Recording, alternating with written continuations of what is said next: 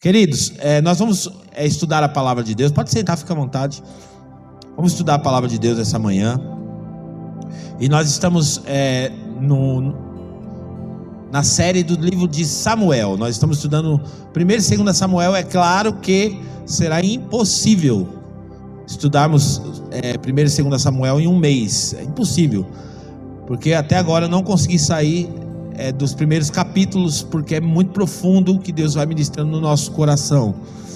Então não tem como talvez partilhar com a igreja inteira, mas a gente estimula os irmãos para que você faça a sua leitura esse mês no livro de Samuel, para que você possa entender a construção do pensamento que a igreja está fazendo durante esse mês, tá bom?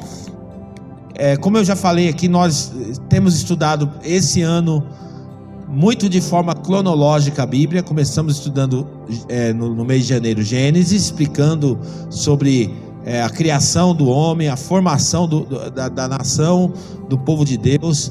Êxodo, falando sobre quando o povo se tornou escravo no Egito. Depois estudamos o livro de Números, a peregrinação do povo pelo deserto. Depois estudamos o livro de Josué, o sucessor de Moisés, levando o povo a entrar na terra prometida. Depois, livro de Juízes, morte de Josué, o povo agora sem liderança, cada um vivendo do jeito que quer, fazendo as coisas do jeito que queria, vivendo um verdadeiro declínio espiritual. Por último, agora foi Juízes, é isso, né? Juízes, o último, isso. Juízes, e agora o livro de Samuel, que nós estamos estudando, já para apontar para a monarquia, o tempo que o povo de Deus terá um rei. Até então Israel não tinha tido rei ainda, e agora no livro de Samuel a gente vai ver o primeiro rei de Israel. Mas ainda eu não vou chegar nessa parte da monarquia.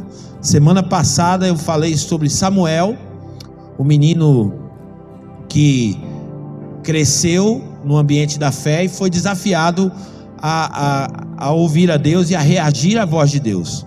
Mas agora eu tenho um tema que ainda está dentro desse mesmo contexto. E eu já quero até pedir para o Samuel lançar o tema da nossa mensagem para nós, por favor, Samuca. O tema da nossa mensagem é Icabode. Quem sabe o que é isso, Icabode? Levanta a mão, só quem sabe. Só quem sabe. Isso está na Bíblia, tá, irmão? Não é palavrão não, fica tranquilo. Está na Bíblia. Icabode. O que significa Icabode? A gente vai aprender agora essa palavra, onde que ela se encontra na Bíblia e o que ela significa. Então abra sua Bíblia comigo, por favor, em 1 Samuel capítulo 4. 1 Samuel capítulo 4, versículo 21. 4:21. Diz assim, ó: ela deu ao menino o nome de Icabode e disse: a glória se foi de Israel, porque a arca foi tomada e por causa da morte do sogro e do marido. Vamos lá, continua. E ainda acrescentou: a glória de Israel se foi, pois a arca de Deus foi tomada. Senhor, eu oro nessa manhã para que a Tua palavra possa encontrar o nosso coração e nós saiamos daqui hoje desafiados, confrontados, interessados, dinamizados pelo poder da Tua palavra, Pai, no nome de Jesus, amém e graças a Deus. Queridos, o que aconteceu exatamente nesse episódio? A gente precisa montar o contexto para você entender o que estava acontecendo aqui, para chegar nesse nome, Icabode. Lembra do sacerdote Eli, que eu falei que ele era o pastor de Samuel, pastor de Ana, estava lá no templo. Ele era o sacerdote da época. Ele tinha 2 filhos, um chamava Ofni e o outro chamava Finéias, os 2 filhos dele. E esses meninos casaram, tinha sua esposa, e a esposa de um deles estava grávida. E a Bíblia fala que eles foram para uma batalha contra os filisteus. E nessa batalha houve a seguinte situação: os filisteus vieram sobre eles e mataram os 2 filhos dele no mesmo dia. Os 2 filhos morreram no mesmo dia, e a arca da aliança foi tirada do povo de Deus. E de repente uma pessoa que estava na batalha escapou, correu para avisar para o Eli: Eli, aconteceu uma desgraça, os seus 2 filhos morreram e a arca de Deus foi tomada. O sacerdote Eli estava tão debilitado, a Bíblia fala que ele era bem gordo, ficava sentado numa cadeira, talvez não conseguisse mais ficar nem de pé, e não enxergava muito bem mais. E quando ele recebe essa notícia, a notícia foi tão impactante para ele, que ele caiu da cadeira bem na hora, no chão, e quebrou o pescoço e morreu também. Então agora a notícia vai chegar também na mulher de um dos filhos dele. E quando chega lá, a notícia fala assim para ela: olha, aconteceu a pior desgraça, seu marido morreu, o irmão dele morreu, seu sogro morreu, e ainda a arca da aliança foi tomada. Automaticamente essa mulher que estava grávida, ela começa a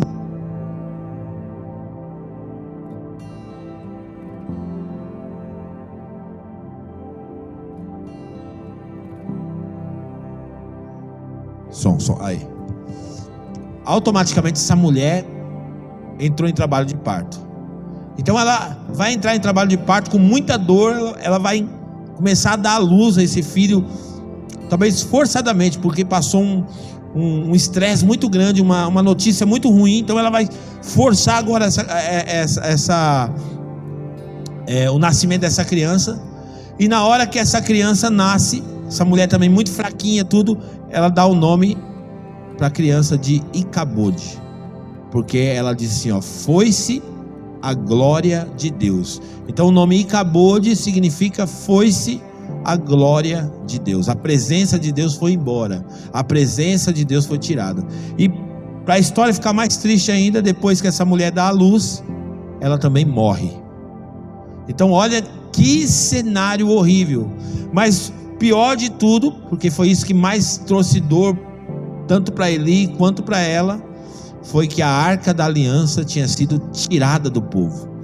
O que era a arca da aliança? A arca da aliança, ela era uma caixa feita de madeira, revestida de ouro, e essa arca, ela carregava a presença de Deus, era o símbolo da presença de Deus. Lá dentro dessa arca, desse baú, tinha 3 elementos que simbolizavam a presença de Deus. Os primeiros elementos que estavam dentro da arca era a tábua das leis, a tábua dos 10 mandamentos estava lá dentro da arca. O segundo elemento era a vara de Arão, que floresceu quando houve aquela rebelião para descobrir quem era o líder de Israel. Aquela vara de Arão estava lá dentro também.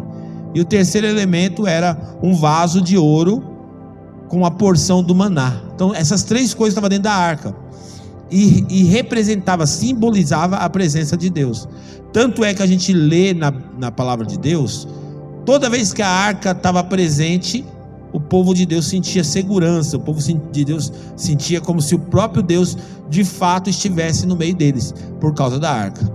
Então a arca meio que era um amuleto para eles, meio que era assim, poxa, a garantia de que Deus está no nosso meio. E agora a arca é roubada, os filisteus tiram a arca, levam lá para a sua cidade. Então o povo de Israel entra em desespero: meu Deus, e agora? A presença de Deus foi arrancada de nós, e acabou foi-se a glória de Deus. Para a gente falar um pouco disso, eu preciso também ir um pouco mais antes, para dar contexto, para você entender. Porque quando a glória de Deus vai embora, ela não vai do dia para a noite. Não acontece de uma hora para outra da glória de Deus ir embora. Lembra da história de Sansão? Sansão também perdeu a glória de Deus. Sansão também foi tomada a glória de Deus da vida dele. E a gente percebeu que foi processual. Não foi algo que aconteceu do dia para a noite. Sansão um belo dia acordou e Deus não estava mais com ele. Não. Aquilo foi uma sequência de várias coisas que vai afastando a glória de Deus. Então todos nós precisamos da glória de Deus. A Bíblia fala assim, Romanos capítulo 3, versículo 23: todos pecaram e destituídos estão da glória de Deus. Nós precisamos da glória de Deus. Nós carecemos da glória de Deus. Precisamos da presença de Deus na nossa vida. A vida do cristão não tem sentido se ele não tiver a presença de Deus. Tem muitas pessoas que elas até estão inseridas no ambiente da religião, mas elas não têm a presença de Deus, porque estar dentro de uma igreja não é garantia de ter a presença de Deus. Estar participando efetivamente dos programas da igreja não é garantia de ter a presença de Deus. Agora, uma coisa é fato: quando a presença de Deus está conosco, quando a presença de Deus nos acompanha aonde nós estamos, nós somos vitoriosos em todas as nossas batalhas. Então nós precisamos da presença de Deus. Então a gente vai perceber nesse processo que eu vou pregar agora, o que levou a glória de Deus ir embora de Israel. Por que a glória de Deus foi-se? Por que Icabode foi-se a glória de Deus? E eu queria pontuar com vocês algumas coisas que eu olhei no texto, que me chamaram a atenção. Como eu estava falando, Eli era o sacerdote da época, o sumo sacerdote, o sacerdote mais importante da época era Eli. Ele tinha 2 filhos. E lembra quando eu contei no domingo passado que Deus queria falar com Samuel? Então Deus começa a falar com Samuel. E aquela noite que Samuel vai ter uma experiência com Deus, que vai ter um encontro com Deus, quando Samuel fala assim para Deus: fala que o seu servo está escutando, Deus vai bater um papo com Samuel. E Deus vai falar assim para Samuel: Samuel, eu vou te contar um negócio agora, vou te contar um segredo que eu vou fazer. E aí Deus fala para Samuel tudo o que ele ia fazer, inclusive o que ele ia fazer com Eli e com os seus filhos. Deus falou: eu estou aborrecido com Eli, eu estou aborrecido com a família de Eli, do jeito que ele tem se comportado, como ele tem sido sacerdote, um mau sacerdote. Eu estou aborrecido, e eu vou fazer isso, vou fazer isso, vou fazer isso, vou fazer isso, vou fazer isso. E Deus vai falando para Samuel. No outro dia, quando o Eli acordou, o Eli estava ansioso, porque ele falou: será que Deus falou com o menino? E o Eli vai até Samuel e fala: Samuel, me conte tudo. Me conte tudo que Deus te contou. E o Samuel não queria contar, porque o Samuel ficou com medo, porque era uma notícia muito ruim. Falou: como é que eu vou dar essa notícia para ele, que Deus vai acabar com ele? Eu vou ficar quietinho aqui na minha. E aí o Eli ameaçou ele, falou assim: ou você me conta, ou você vai ser amaldiçoado. Você me conta, ou então Deus... E ele começa a pressionar o Samuel, e o Samuel conta para ele: olha, Eli, vai acontecer isso. E o Eli então simplesmente diz assim: seja feita então a vontade de Deus, o que Deus quiser fazer ele faz. Então ele é Deus, ele que faz. Só que antes de Samuel falar para Eli o que ia acontecer, Eli já tinha recebido um aviso. Deus sempre avisa a gente, pode ter certeza disso. Deus sempre avisa a gente. Deus não é injusto. Deus não é injusto. Deus sempre aponta para a gente quando a glória de Deus está querendo ir embora. Situações na nossa vida que estão roubando a nossa espiritualidade, que estão roubando a nossa relação com Deus, que estão roubando a nossa comunhão com Deus. Deus avisa. Como que Deus avisa, pastor? De várias maneiras. Nas pregações, através de uma conversa com o irmão, através de um sinal, como eu falei, né, que Deus está falando o tempo todo. Semana passada eu estava falando. Então a gente sempre está observando quando nós estamos na zona do perigo, e Deus avisa para a gente.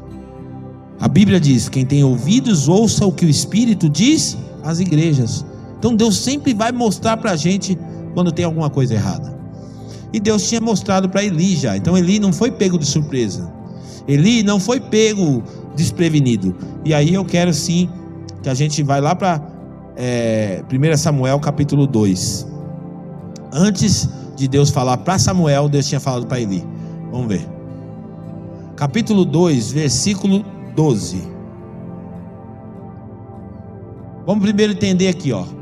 Os filhos de Eli eram ímpios, não se importavam com o Senhor. Primeira coisa que o texto mostra é quem eram os filhos de Eli. Os filhos de Eli, eles eram ímpios, pessoas que não estavam valorizando a espiritualidade, não estavam valorizando o ambiente da fé. Eles eram ímpios e eles não se importavam com Deus. Eles estavam desinteressados de Deus. Viviam dentro da igreja, o pai era pastor na igreja, eles também serviam dentro da igreja, mas eles não se importavam com Deus. Eles não se interessavam por Deus. E aí começa aqui a descida, a ladeira abaixo. Primeira coisa que acontece com a vida de uma pessoa, para que a glória de Deus se vá da vida dessa pessoa, é quando ela começa a perder o interesse por Deus, o interesse pelas coisas de Deus. Quando ela começa a perder o interesse de conhecer a Deus. Sabe o Eli, quando eu leio a história dele, eu fico impressionado de ver que ele se tornou um sacerdote que estava acostumado. E essa palavra acostumado é uma palavra muito perigosa. Porque quando você se acostuma a fazer uma coisa, tem coisas que são bom acostumar a fazer. Tem coisas que são hábitos importantes que fazem bem para a vida, criar um costume sobre aquilo. Mas é muito perigoso em outras áreas da vida quando você se torna acostumado, principalmente nas questões espirituais. Quando eu me acostumo a vir para a igreja simplesmente aqui para cumprir um ritual religioso, para bater o meu cartão, para cumprir o meu papel religioso, espiritual, vim aqui no culto e pronto. E quando eu me acostumo com as coisas de Deus, eu acabo não me sensibilizando mais quando Deus fala, eu não percebo mais os alertas de Deus, porque eu estou acostumado. Então esses jovens, eles não se importavam com Deus, eles não procuravam conhecer a Deus. Tem outras versões que falam assim: e eles eram ímpios ou filhos de Belial e não conheciam ao Senhor. Tem alguma linguagem que falou isso aí na sua Bíblia? Não? Tem na sua? Eles eram filhos de Belial e não conheciam o Senhor, ou seja, eram ímpios e não tinham interesse por Deus, não se importavam com Deus. Sabe, querido, a vida cristã é igual andar de bicicleta. Como que é a dinâmica de andar de bicicleta? Para você andar de bicicleta, você não pode parar. Você só anda de bicicleta se você estiver em movimento. Quando você para de pedalar, o que acontece? Você cai. Quando você para de pedalar, a bicicleta não sustenta-se em pé. Vida cristã é igual andar de bicicleta. Nós precisamos de dinâmica na vida cristã, pedalar, crescer com Deus. Sabe, Deus, Ele é uma fonte inesgotável, e nós precisamos continuar querendo conhecer a Deus.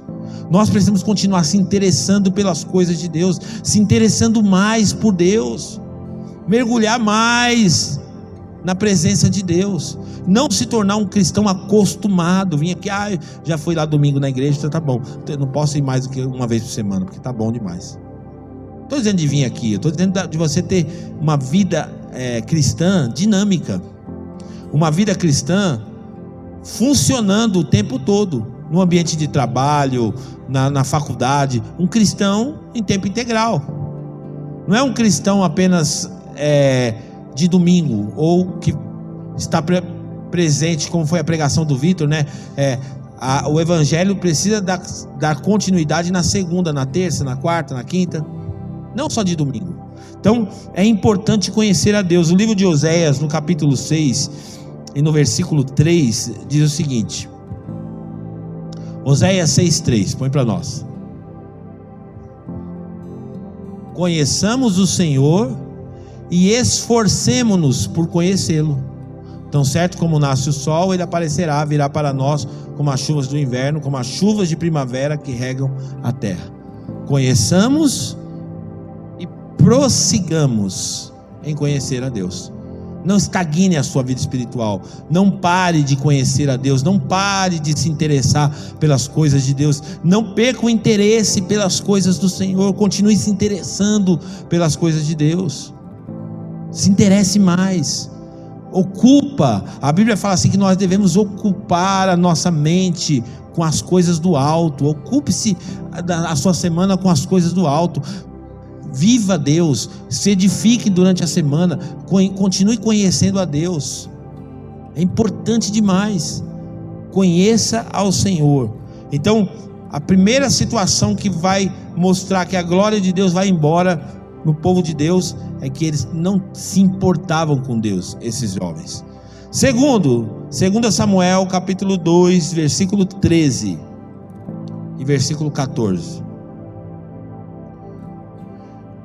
Nem cumpriam os deveres de sacerdotes para com o povo. Sempre que alguém oferecia um sacrifício, o auxiliar do sacerdote vinha com um garfo de 3 dentes, e enquanto a carne estava cozinhando, ele enfiava o garfo na panela, ou travessa, ou caldeirão, ou caçarola, e o sacerdote pegava para si tudo que vinha no garfo. Assim faziam com todos os israelitas que iam em Siló.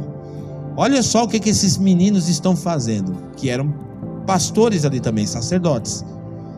Quando as pessoas vinham trazer as suas ofertas, e as ofertas eram de carnes, e Deus consumia aquelas ofertas, então eles preparavam a oferta, traziam, mas antes deles terminarem de fazer a oferta, vinha alguém e espetava ali um garfo para puxar aquela carne, para que aquela carne não cozinhasse inteira, para que ela tivesse crua ainda, e para que eles pudessem fazer um churrasco, fazer as coisas que eles queriam fazer. Ou seja, eles estavam desprezando as coisas de Deus, estavam sem temor. Segunda coisa que faz a glória de Deus ir embora: a falta do temor. E isso pode acontecer conosco, gente. Temor a Deus. Quando nós perdemos o temor a Deus, nós pecamos de forma deliberada. Nós vivemos de forma deliberada a nossa vida, quando nós perdemos o temor.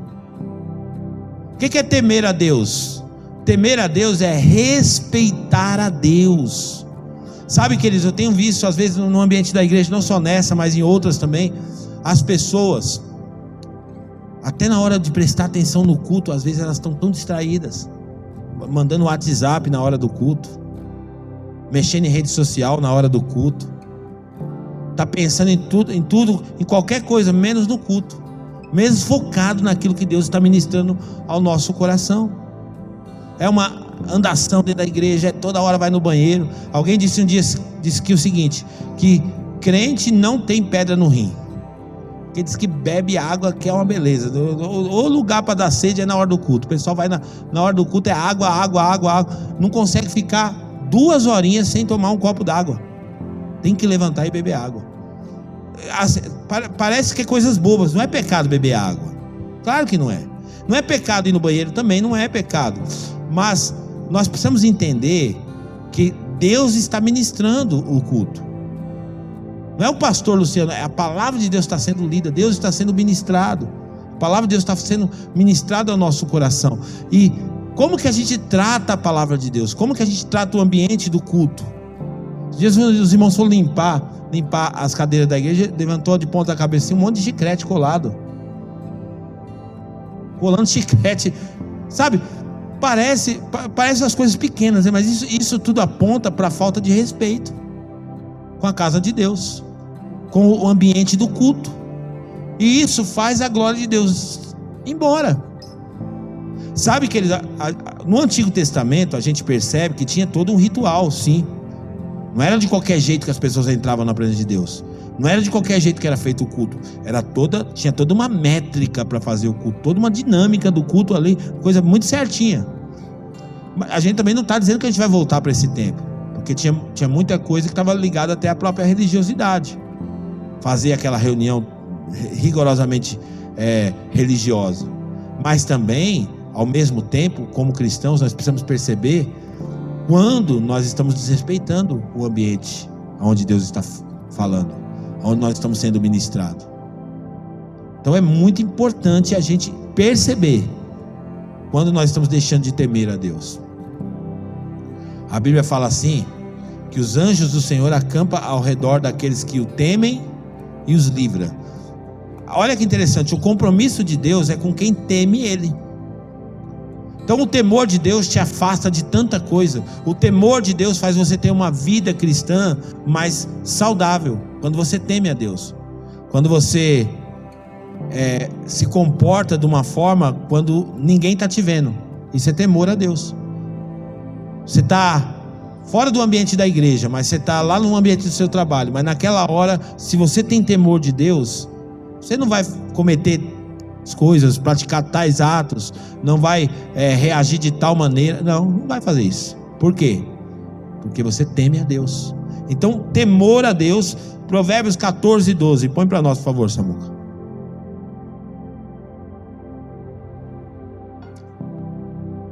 Provérbios 14, 12. Há caminho que parece certo ao homem, mas no final, é isso mesmo? Eu acho que é Provérbios 4, 12, eu acho. Será que eu coloquei errado? Coloquei errado. Põe pra mim, Agora eu não estou lembrando qual que foi esse versículo, eu anotei errado aqui. Esse vai pular, gente, isso aqui eu não vou lembrar. Vamos pro 3 agora. 1 Samuel capítulo 2, versículo 15.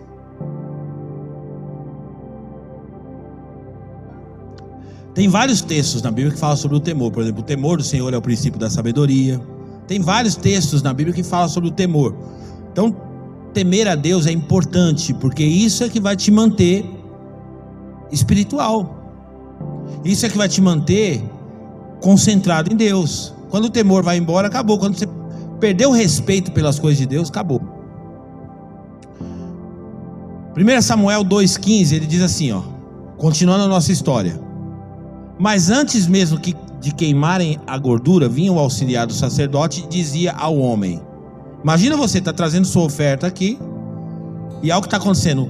Vinha um auxiliar do sacerdote e dizia ao homem que estava oferecendo o sacrifício: dê um pedaço dessa carne para o sacerdote assar. Ele não aceitará de você carne cozida, somente crua. Olha a folga dos caras. Você me dá aqui essa carne, que senão ela vai cozinhar muito e o sacerdote quer a carne crua. Aí a pessoa dizia o seguinte, versículo 16: se o homem lhe dissesse: deixa primeiro a gordura se queimar, então pegue o que quiser. O auxiliar respondia: não, entregue a carne agora, senão eu tomarei a força. Olha, a terceira coisa que faz a glória de Deus ir embora é quando você perde o amor pelas pessoas. Olha a maneira como ele tratava as pessoas, como as pessoas eram tratadas. Querido, o evangelho, ele é pessoas. Cristo morreu por pessoas. Então pessoas são a coisa mais importante do cristianismo. Pessoas é mais importante do que qualquer outra coisa. Por isso que a gente provoca, fomenta os relacionamentos na igreja. Tem gente que ele acha, ele fica até com consciência tranquila: eu vou na igreja, eu não quero papo com ninguém, eu só quero ir lá ouvir a palavra de Deus e ir embora para minha casa. Você está errado. Se você pensa assim, você está completamente equivocado. Porque cristianismo fala de relacionamento. Sem relacionamento não tem cristianismo. A ponto da Bíblia falar, e eu podia pegar aqui as cartas de João e falar para você, a ponto da Bíblia falar que quem não ama o irmão que vê, é impossível que ele consiga amar Deus que ele não vê. Então, a forma como eu lido com as pessoas revela o amor que eu sinto por Deus. Por isso que é importante esse ambiente comunitário, o ambiente dos relacionamentos. A gente nota aqui na palavra de Deus que esses sacerdotes, esses dois meninos, Hófni e Finéias, eles não respeitavam as pessoas. Eles tratavam as pessoas com indiferença. Eles tratavam as pessoas de qualquer maneira. Respeite as pessoas. Cumprimente as pessoas. Olhe nos olhos das pessoas. Valorize as pessoas. Pessoas são importantes. Quando a gente deixa as pessoas de lado, a glória de Deus se vai. Porque pessoas são importantes. Pessoas é a parte chave do evangelho. Pessoas é a parte principal do evangelho. Sem pessoas não tem cristianismo. Sem pessoas não tem evangelho.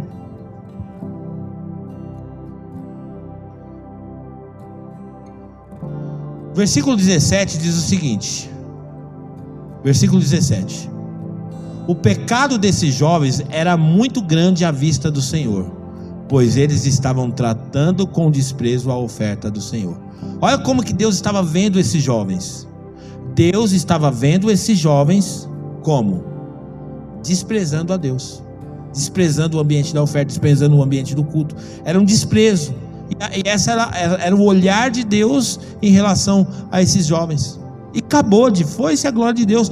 Não foi lá naquele dia, só porque a arca foi levada. A glória de Deus já estava indo embora aqui, ó.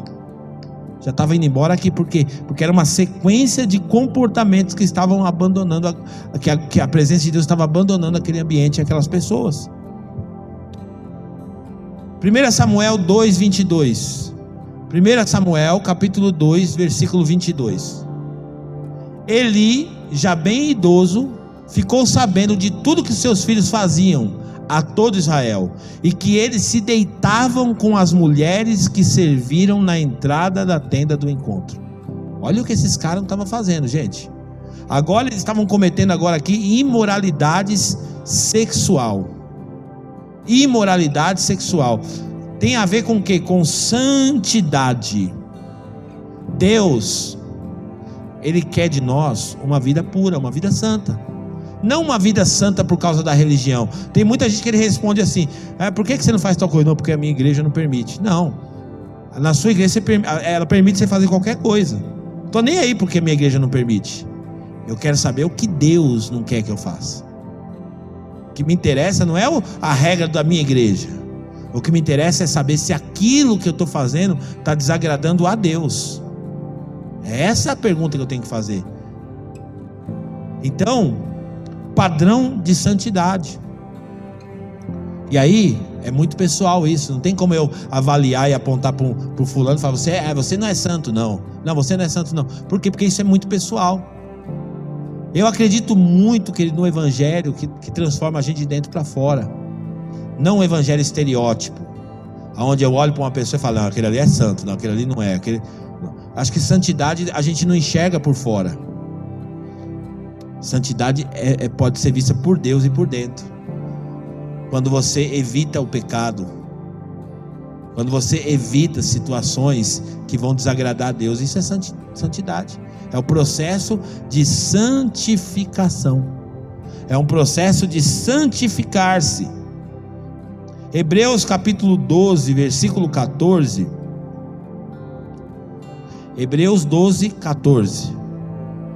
Olha o que diz a Bíblia: esforcem para viver em paz com todos e para serem santos. Sem santidade ninguém verá o Senhor. Percebe que é um critério de Deus? E eu acho o máximo desse texto aqui, porque ele está ligado com o assunto que eu falei anterior, que é o assunto do amor.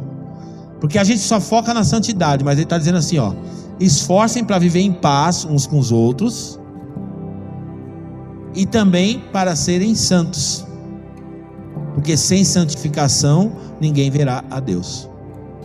Então, santificação é um processo, é processual.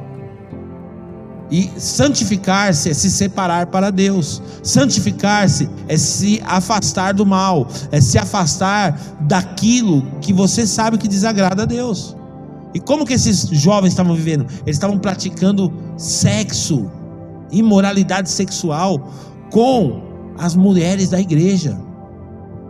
Tem crentes que dentro da igreja que está vivendo uma vida assim. Infelizmente, é uma realidade. É a namoradinha transando com o namoradinho no ambiente da fé. Está errado isso. Mas isso não é o pastor que tem que ficar se intrometendo nisso.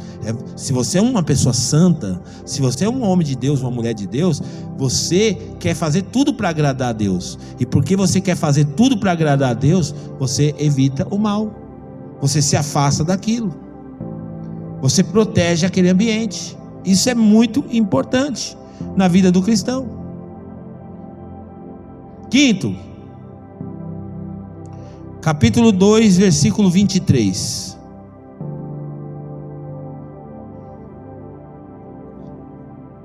Por isso lhes perguntou: por que vocês fazem essas coisas? De todo o povo ouço a respeito do mal que vocês fazem. Continua. Não, meus filhos, não é bom o que eu escuto, o que escuto se espalhando entre o povo do Senhor. Se um homem pecar contra o outro homem, os juízes poderão intervir em seu favor, mas se pecar contra o Senhor, quem intercederá por ele? Seus filhos, contudo, não deram atenção à repreensão do seu pai, pois o Senhor queria matá-los. Então olha só, o pai ficou sabendo. Você sabe que a notícia sempre corre, né? Os vizinhos falam, todo mundo fala, e aí chegou no ouvido dos pais dele: ó, seus filhos aí estão fazendo isso, seus filhos estão fazendo aquilo, seus filhos estão fazendo isso, seus filhos estão fazendo aquilo outro. Quando essa notícia chegou ao pai, o pai chamou os filhos para conversar. Falou: filhão, vem aqui, vamos conversar, o que está acontecendo aí? É verdade que eu estou ouvindo aí? Estou ouvindo isso, estou sabendo que vocês estão mexendo nas ofertas, estou sabendo que vocês estão pegando as menininhas aí da igreja. O que está acontecendo aí, filho? É verdade? E qual que foi a reação dos filhos? Eles não deram ouvidos à voz do pai deles. Então a quinta coisa que faz a glória de Deus ir embora é quando nós somos pessoas incorrigíveis, quando nós não aceitamos as correções.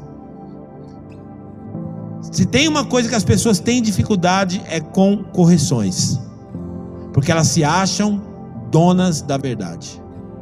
Não, é do meu jeito, tá certo, é assim que eu quero fazer mesmo. Então o comportamento desses jovens em relação ao que o pai deles falou foi de desprezar o que o pai falou e falar: não, a gente não quer, é isso mesmo que a gente faz mesmo. E não queriam se corrigir. Sabe que no ambiente da fé, na igreja, a gente escuta muita palavras que nos confrontam. Qual que é a geração de hoje? A geração de hoje é uma geração que gosta apenas de ouvir palavras de triunfo. Então, qual que é a igreja hoje que vai ficar mais destacada?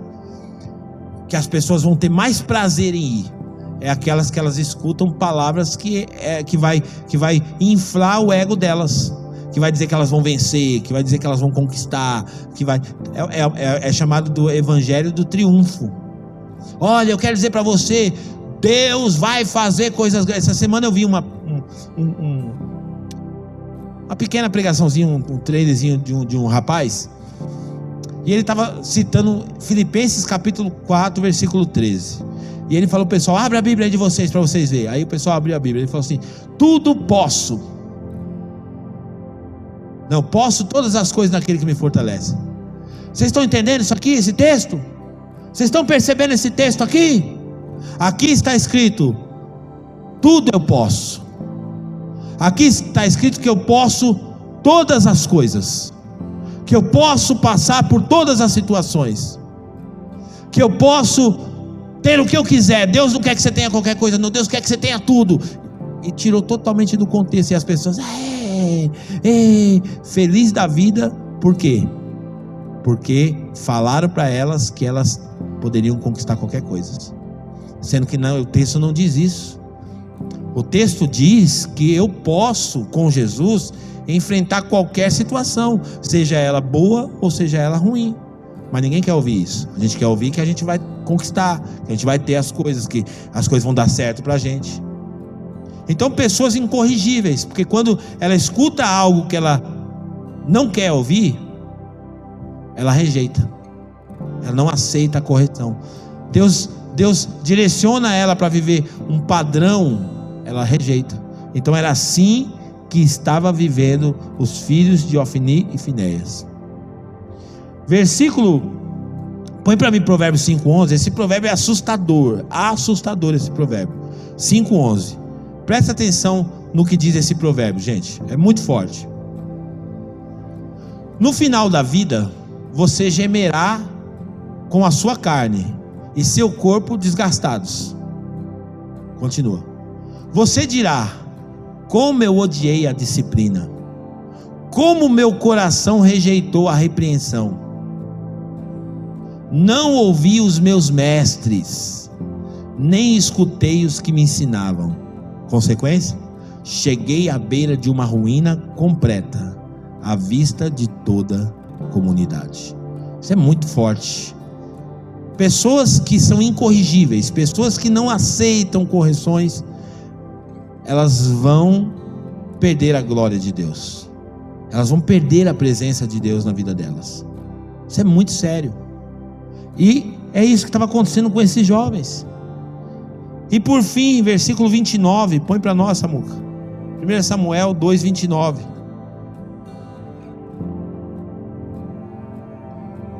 Por que vocês zombam do meu sacrifício e da minha oferta que determinei para a minha habitação?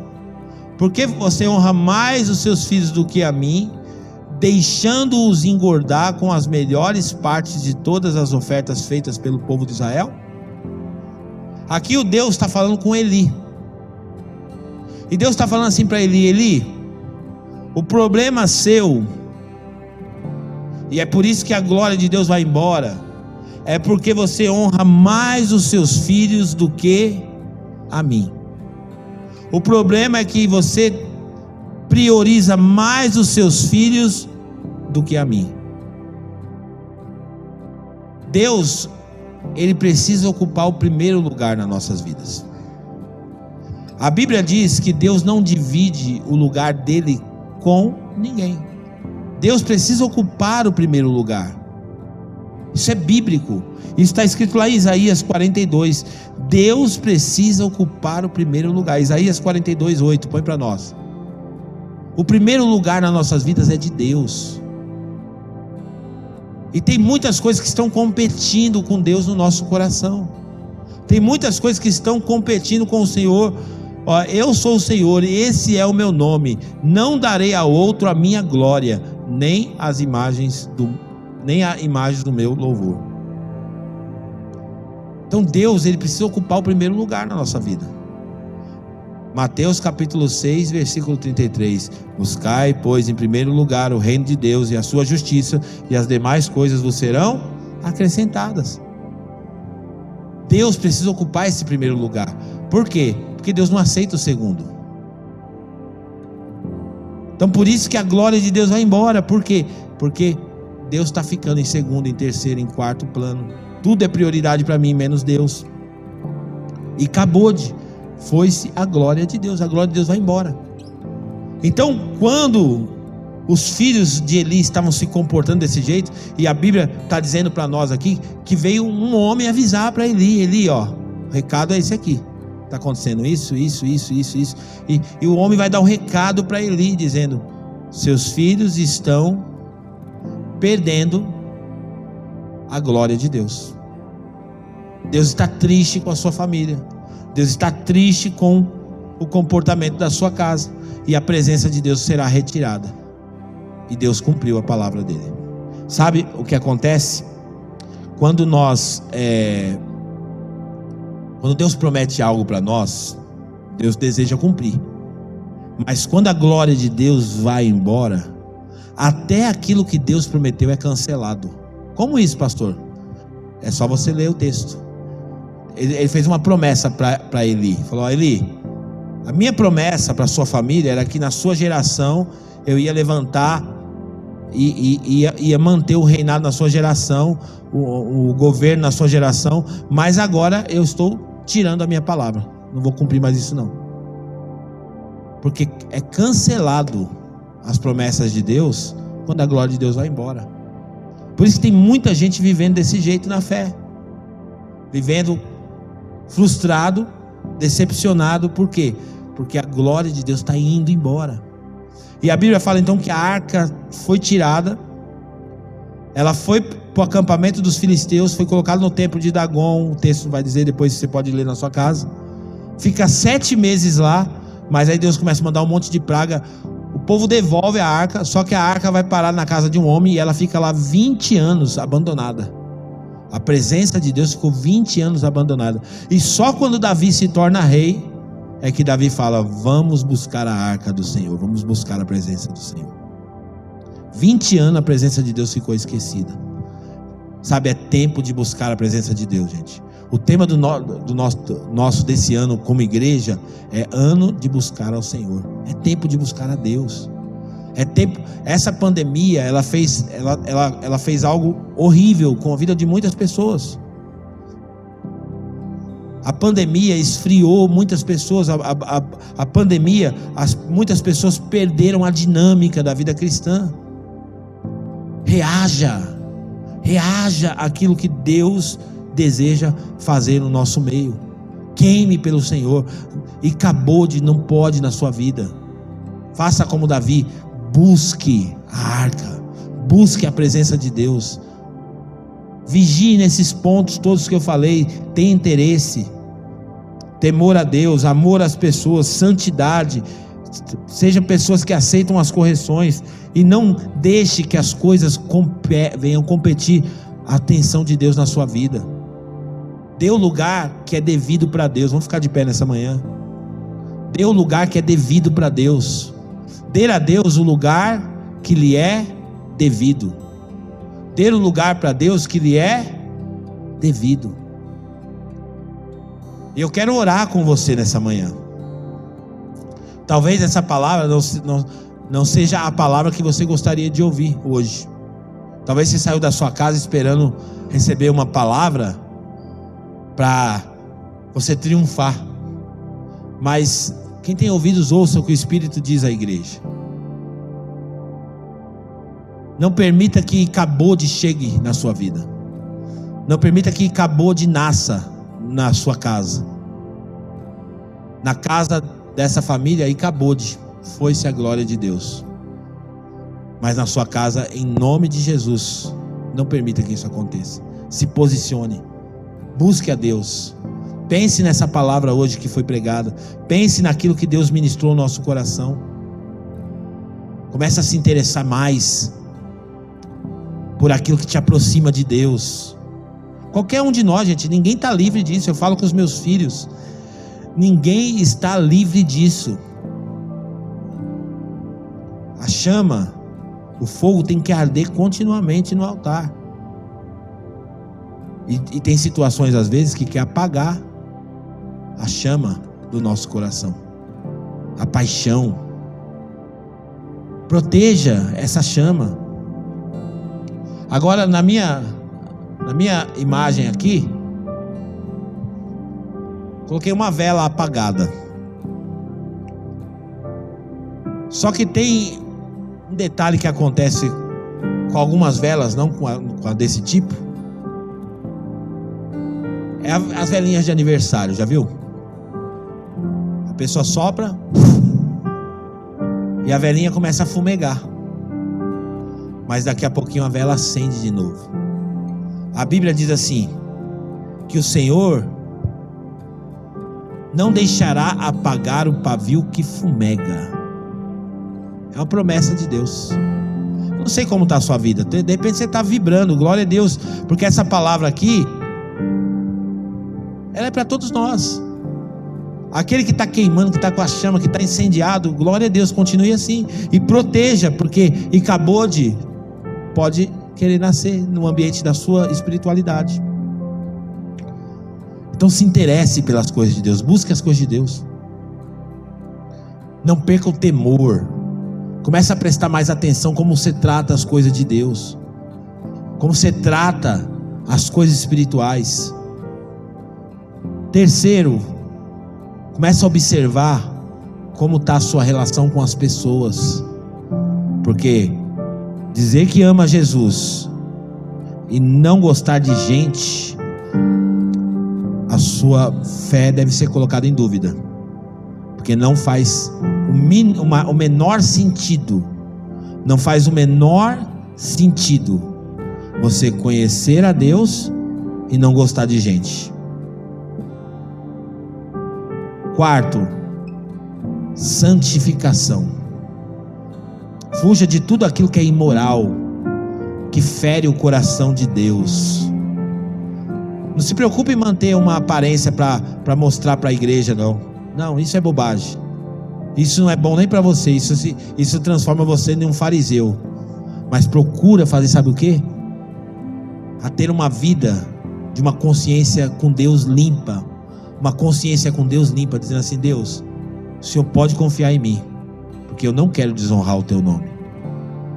Eu não preciso ter um pastor na minha cola aqui para saber se eu estou tendo uma vida santa. Eu não preciso ter uma investigação lá na igreja para ver se eu estou vivendo um padrão de santidade, não. Sabe por quê, Deus? Porque eu te amo, e a minha santificação é uma prova desse amor, e eu fujo daquilo que é imoral, eu fujo daquilo que não agrada o teu coração. Quinto, Deus, eu aceito a disciplina, eu amo a disciplina. Se o Senhor tiver que me corrigir, me corrija. Não permita que eu venha a ser uma pessoa incorrigível. Quando eu ouvir a tua voz, quando eu ouvir a tua orientação, Senhor, eu quero sim me consertar, porque eu quero te agradar, e eu não quero viver de qualquer jeito. E por fim, vê se há em mim alguma coisa que está roubando a tua glória. Às vezes é um aparelho de celular, às vezes é a minha família. Olha só, família é uma coisa boa? É, mas a minha família às vezes pode estar roubando a glória de Deus. Foi o caso de Eli. Eli amava a Deus, mas ele amava mais os filhos dele, e aí por ele amar mais os filhos dele, ele deixava os filhos dele fazer o que queria. Os filhos deles viviam como queriam, e isso incomodou a Deus. Porque Eli, você está sendo omisso. Só porque é os teus filhos, você não está tendo firmeza com eles, porque você quer agradar mais a eles do que a mim. Não queira agradar mais as pessoas do que a Deus. Faça como Davi nessa manhã. Vamos buscar a arca de Deus, vamos buscar a presença de Deus, vamos buscar a presença do Senhor. Vamos orar nessa manhã. Senhor, nós queremos nessa manhã primeiro